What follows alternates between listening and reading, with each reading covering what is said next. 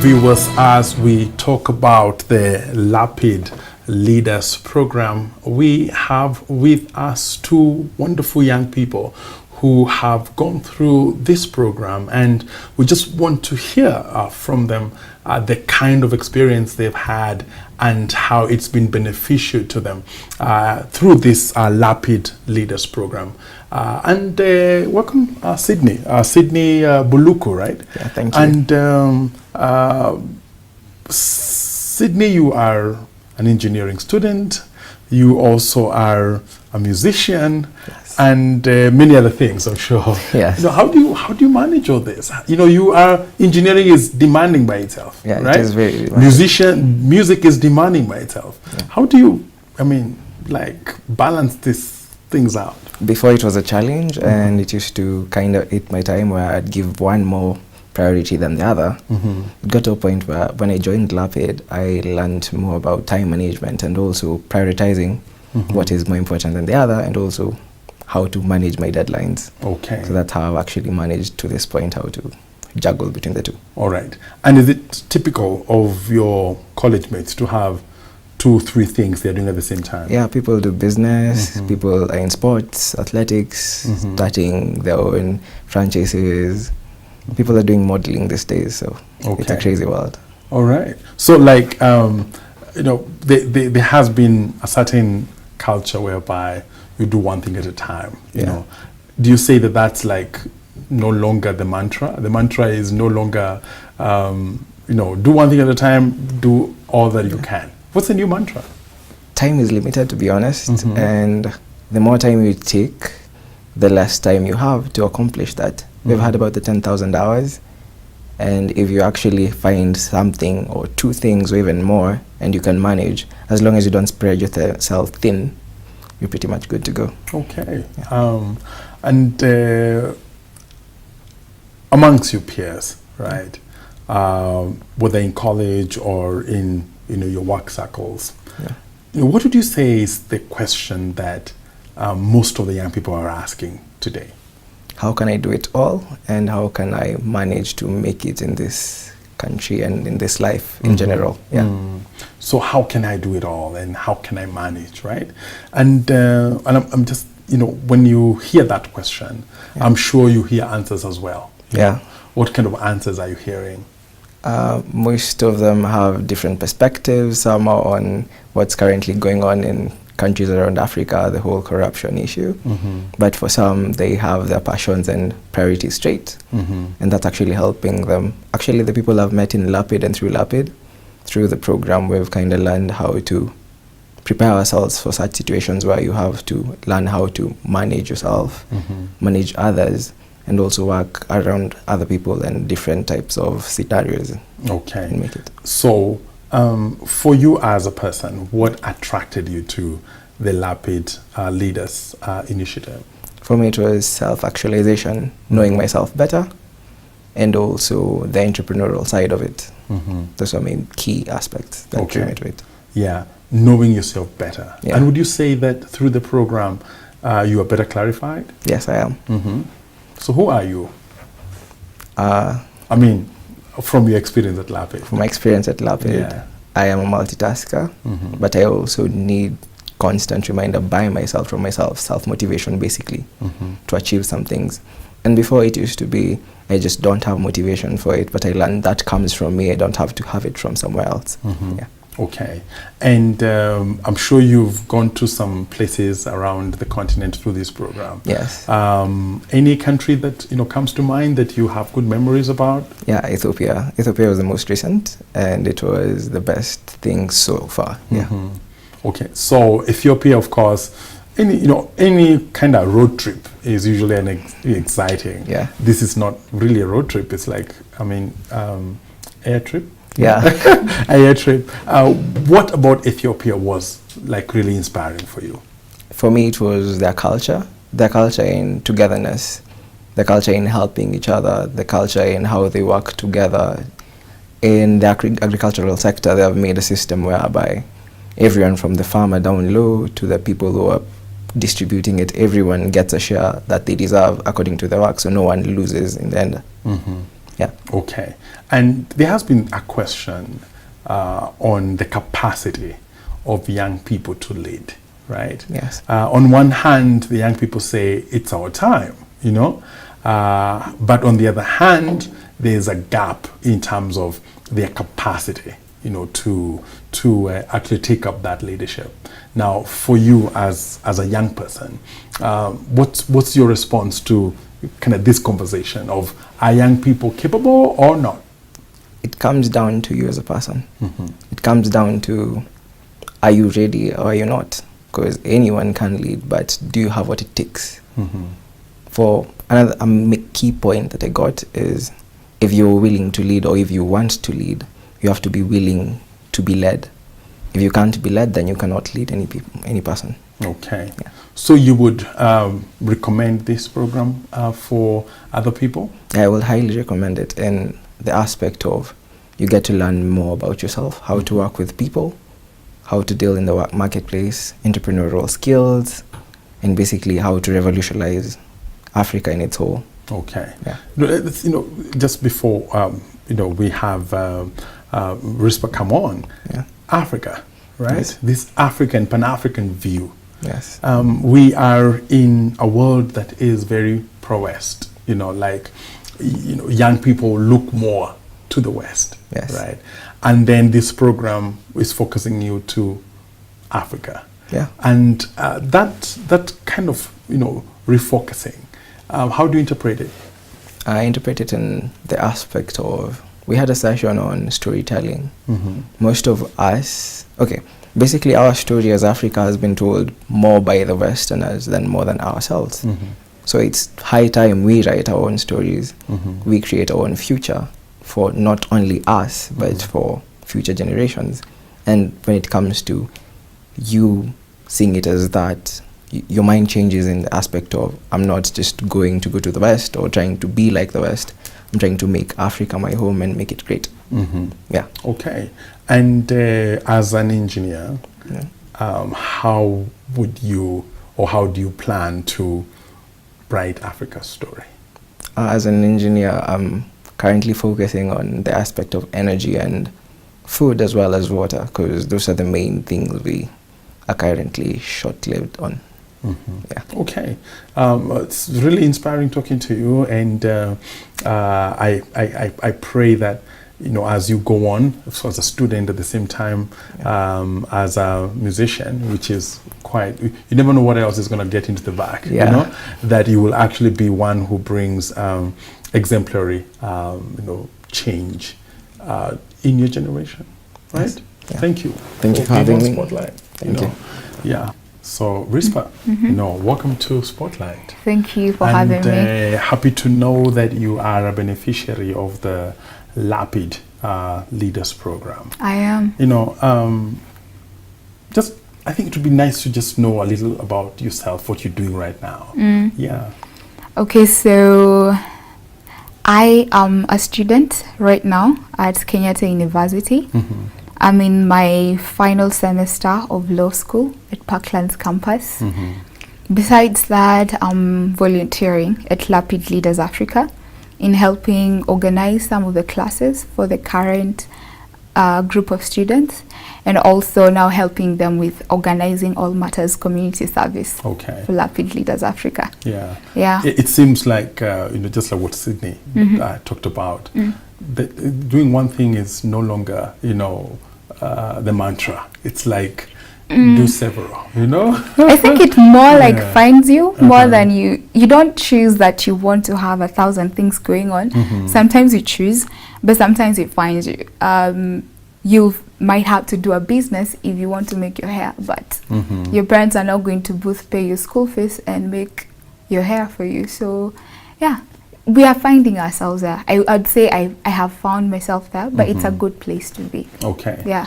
You know, I definitely must ask you, you know, what is the one thing, you know, that when you see it, you know, in the society or in the streets or whatever it is, you know, you find that, you know, just immediately raises some really intense conversations in your mind and in your heart? Okay, so I will use this with a background from LAPID Leaders Africa. So there's one of the classes we had, we were told for a week to observe what makes you angry. Like it was so strange, you know. Why do I have to think about the things that make me angry? But then I realized that every piece of news I hear that has somebody from a Western perspective talking as if Africa is a cry for help, it really angers me, and it also sparks a conversation within me. Is it that we as Africans are insufficient? Are we not able to solve our own problems? Of which I already know it's not that we are not able to solve, but I feel that people have the wrong story about us.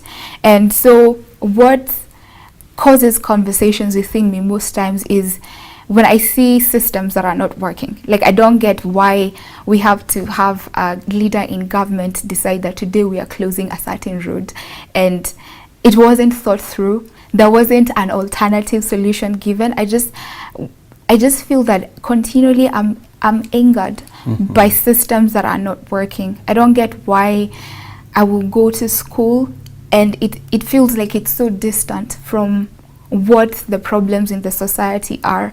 So I would say that I feel that I'm called by God for Africa to start bridging the gap between how we live in the real world versus what is taught in our systems, or rather in our education system, so that we live a more, I don't know, coherent life, so to say, or so that we become our own solution providers as opposed to waiting for someone to come and do it for us. Okay. Yeah. You know, in line with that, you know, it's been you know, researched and observed as well that, you know, young people that they want to cause a difference. Like, you really want to make a difference. Yes. You're even angry about some things, like systems, which you should be angry about. Yeah. You know, it's good to just raise an army of angry people, you know, especially angry at things that can be quickly fixed, right? But it's been researched and observed that,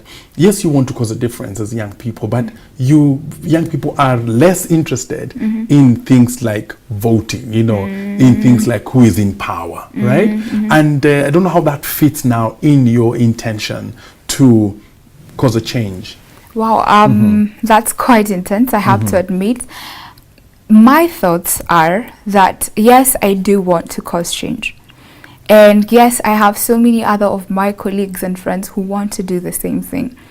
But I've also come to humbly accept that we are not going to do this, number one, if we don't learn from people who've already done it. So if I were asked, I would want to learn from countries or people that have been doing it long enough and they've made it. People who started a system and it worked. Things like voting, as you're saying, and who is in power.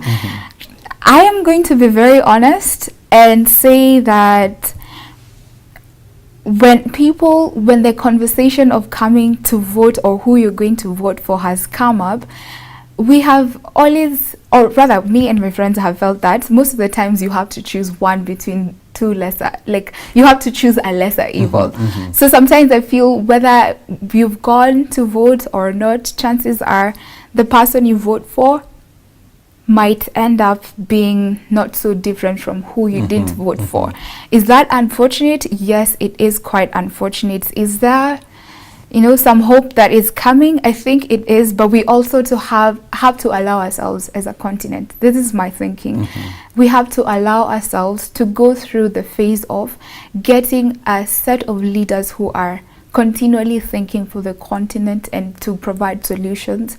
But for now, what I would urge is, I think we should just have leaders who really stop being selfish and too individualistic, because otherwise, I mean, how many leaders have come promised the right thing and we go vote because we believe in the power of voting, and then it's disappointing.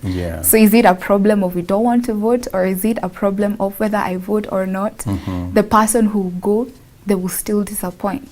So I think we still have some growth to do. You know, one of the values, Rispa, you've mentioned is the value of humility. That you've come to admit that you have to learn from others. Yes. Right? Yes. Now, is there another value that has stood out for you as very important when it comes to you as one who is driving change both at a national level and also at a continental level? Another value that you picked from the program? Well, I would say integrity. And the kind of level of integrity that we are challenged at LAPID Leaders Africa, it actually starts with when you say you're going to do something. Like, we plan that we have a meeting in class and you have to show up on time. No, we are told that if you can't show up for class on time, or you're called, you're in a matatu and you lie, oh, I'm just about there. We're always told that's where it starts. It's the small things that you say you're going to do and you don't live up to that end up like causing a lot of challenges at the end of the day. Like, it's one small thing that has ripple effects.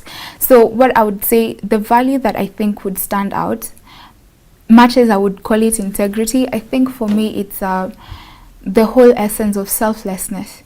Selflessness. Why? Because the moment I learn that the things I do affect more than myself, the moment I learn that if I embezzle funds for my family, it will affect 10,000 lives, then I will stop and think before I take any action. So integrity for me is bigger than just what we are told, do what you said you will do. No, for me it's think for more than yourself, that God has put us at a place of faithfulness. That's what we are continually told there.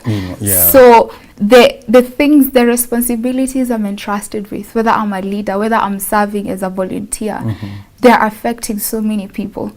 And the moment I will see that what I do is not affecting just me, but a lot more people, then from then on we can say that, we have a continent that's headed toward development, because everyone will be responsible for the little that's entrusted to them. You know, in that conversation of integrity, I must ask you, in Kenyatta University, how many other people are thinking integrity must come on top? You know, I think there are tens of thousands of students. There are many. I mean, how many, are think-alikes? I will be honest, once again. Honesty is another good value. I think it runs a lot in my blood. So, from my law school, I have noted that it's half or three-quarter don't really care, and then there's a quarter that sort of cares.